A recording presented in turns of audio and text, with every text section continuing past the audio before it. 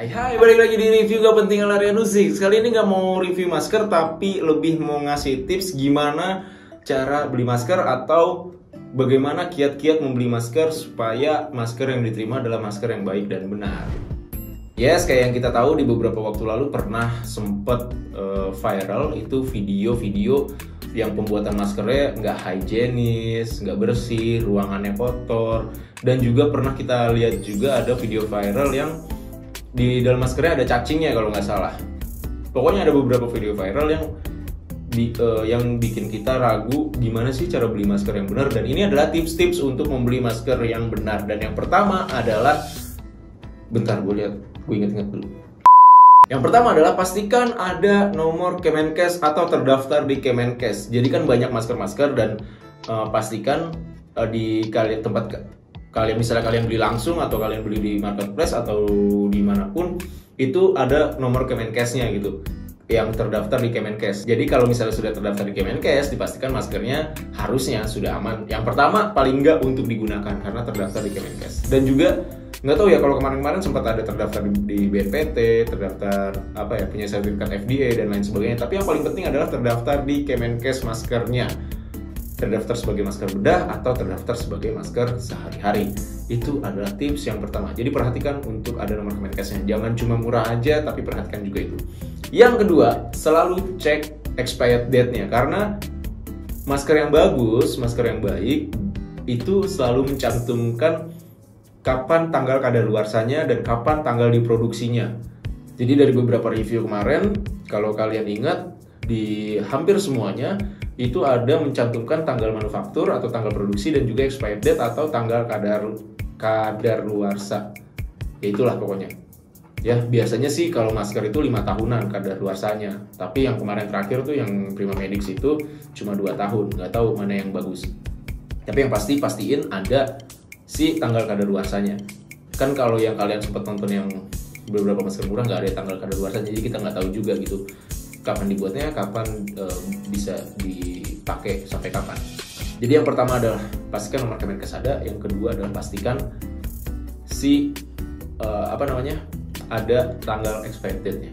Yang ketiga, ini yang ketiga, pastikan masker kalian ada emboss mereknya. Karena kenapa? Karena kalau misalnya sudah ada emboss mereknya, itu ya udahlah ya, pasti terjamin.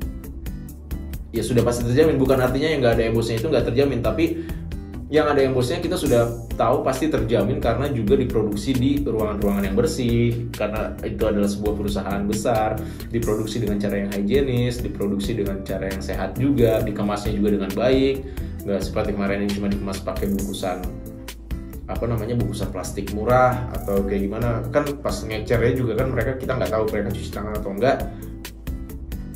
Sementara kalau yang ada embossnya biasanya itu adalah masker-masker dari perusahaan-perusahaan besar yang sudah terjaga dan sudah diawasi, biasanya lebih banyak ya, dari Kemenkes, dari BPOM misalnya juga.